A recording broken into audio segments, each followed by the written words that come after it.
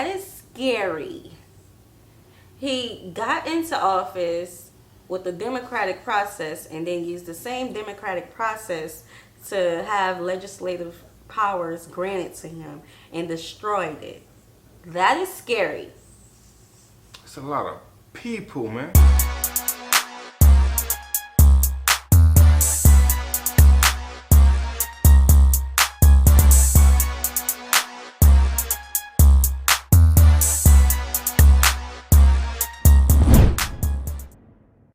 What's good, y'all? It's the Demouchets react, and we're back with another video. What we got today, C? Today we'll be reacting to historical facts that aren't true. Super excited about this video, guys. If you're new to us and we're new to you, make sure you scroll down, hit the red subscribe button, and turn on the post notification bell because we're on the road to 50K. And we cannot get there without you guys, all right? Yes. So join the family.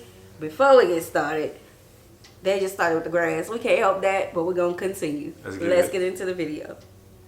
Hello, I'm Simon Whistler. You're watching Top 10's Net, and in the video today, we're looking at the top 10 historical facts that aren't actually true. I'm nervous, y'all. Number 10. Columbus was the first European to discover America. While this old belief has been largely expunged from the historical record today, at one point it was believed as a fact by generations of school children and is still maintained history books by adults even today. Of course, the truth is that the Vikings preceded Columbus by centuries and may have even built small villages in the New World hundreds of years before Columbus was born. Even if that weren't the case, however, from a purely technical perspective, Columbus never actually touched foot onto what is today the United States, spending all of his time in the East Indies. Number 9. People in Columbus's time thought that the world was flat. Closely related to the belief that Columbus discovered America is the belief, again less prevalent today than it was half a century ago, that most people in his day believed the Earth was flat, and if Columbus sailed too far out, he would fall off its edge. In reality, the notion that the Earth was flat has been refuted by the ancient Greeks, who were even able to calculate its circumference with astonishing precision, and so was not held to be a fact by any but the most primitive cultures at the time. Number 8. Hitler seized power in Germany by force.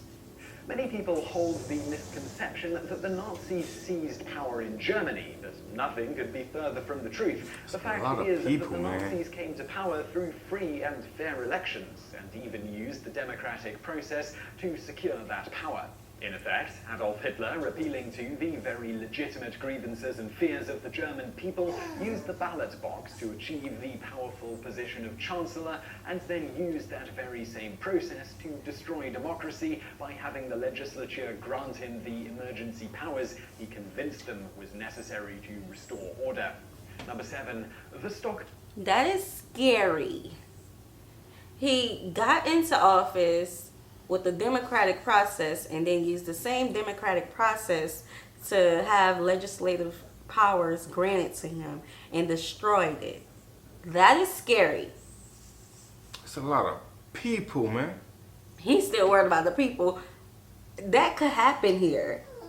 That is scary. But don't you see all the people? Jesus, don't you see all the people who supports people who want to destroy democracy?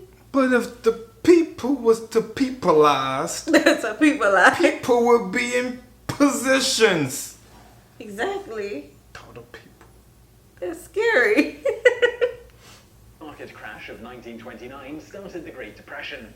Of all the misconceptions surrounding that dark era in American history, the idea that the crash of October 1929 kicked off the Great Depression is the most obstinate. The fact is that the Great Depression was caused by a number of factors, each of which went into making it a deeper and more enduring economic downturn than it would have been otherwise.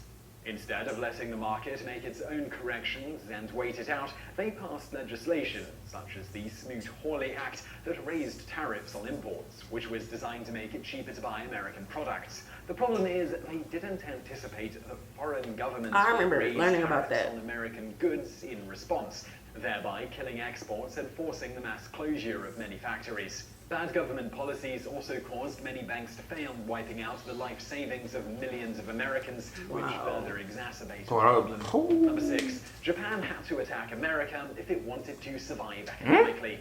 The belief that Japan was largely forced into attacking the United States because of the crippling embargo America had imposed upon it in response to its aggression in China is debatable. Japan had 2 options available to her other than attacking the Pacific Fleet at Pearl Harbor.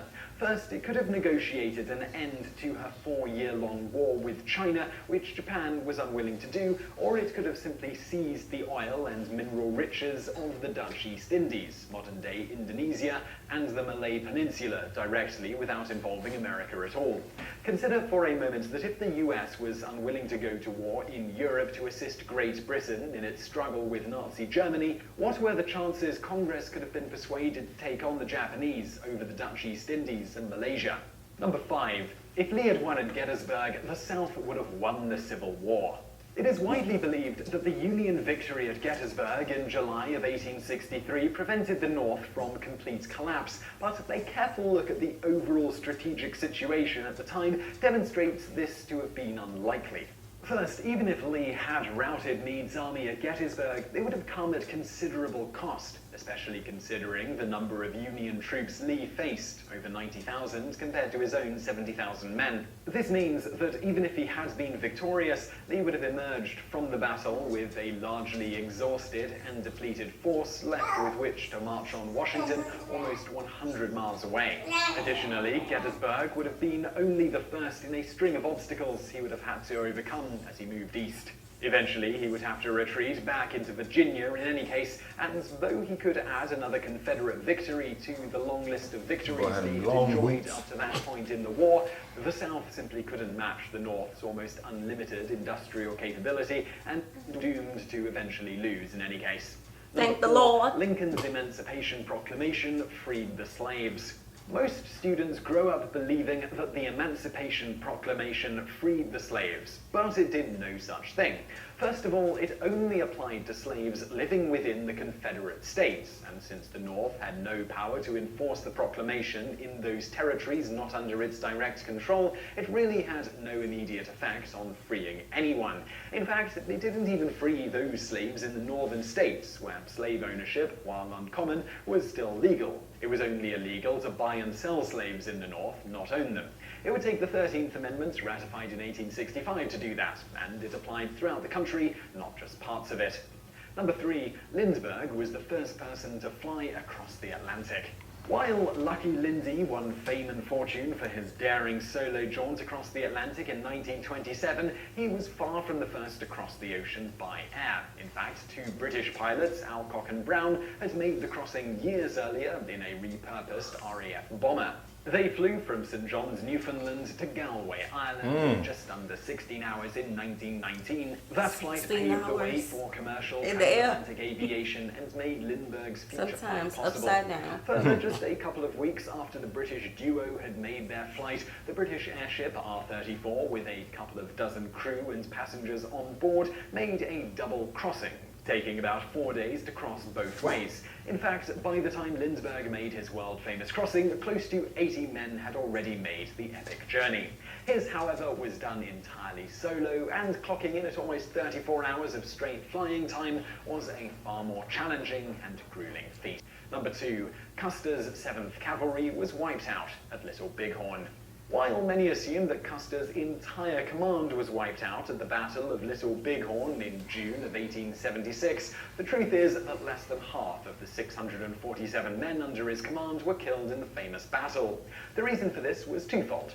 First, some of his men were assigned to drive and guard the lengthy wagon train that followed in the army's wake, and so were too far away at the time to be involved. And secondly, Custer had divided his command between himself and Major Reno in an effort to make a 2-pronged attack. Reno's assault, which preceded Custer's by an hour or so, was driven off with heavy casualties, but most of it emerged from the battle intact. It was only those companies that rode with Custer, about 210 men in all, that were entirely wiped out. Number 1. The USA was chiefly responsible for defeating Germany in World War I and World War II.